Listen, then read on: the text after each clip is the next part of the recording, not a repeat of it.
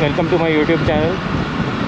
And today I'll be talking about the new R15 version 4 and R15M, how it is good than the previous model and what are the specifications that they are offering. So coming to the design, it's similar to this Yamaha R7, almost same, but some features, some designs has been taken from the previous version 3 itself.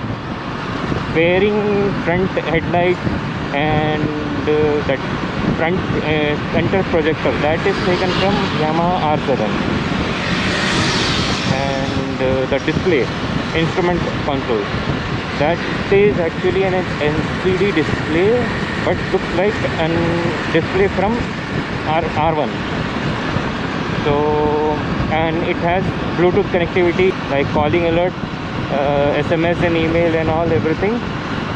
And coming to the electronics part, that's the main addition to that bike, is it has quick shifter now, and the quick shifter and traction control, which will help you in racing point of view. While you are racing, every second counts, so quick shifter will help you to go for clutchless upshift. And while cornering, sometimes due to over revving or like that, the rear wheel spins a lot. So to avoid that, traction control has been added. The bike weighs around 142 kg, that is similar to the previous version 3.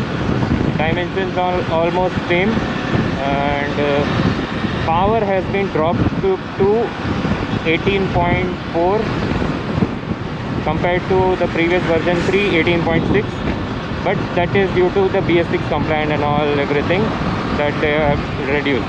So it doesn't matter, doesn't even matter, because that it will go 150, it will reach 150 km/h.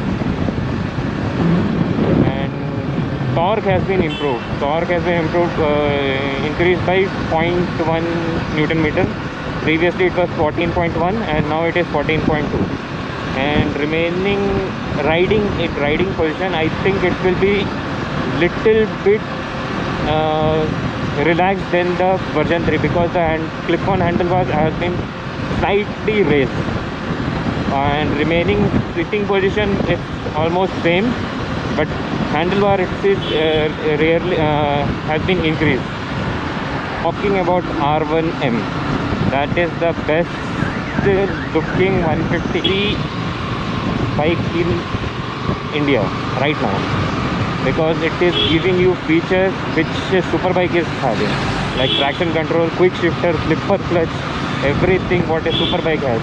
No 200cc can be compared with that Yamaha is offering now.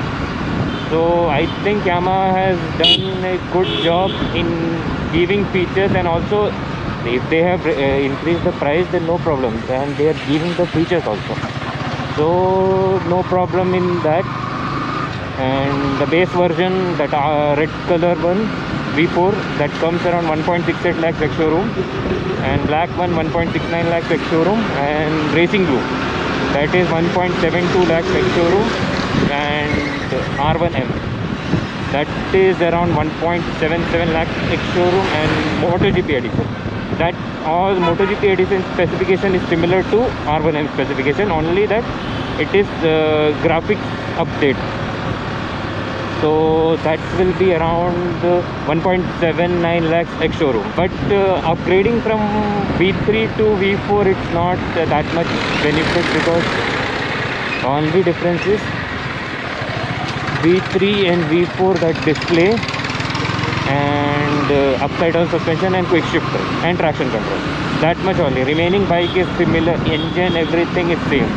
So I don't think V3 owners should upgrade to V4 or R1M, because if any, or this modification point of view, quick shifter can be, I think it can be added to V3 itself, because the engine is same, everything is same.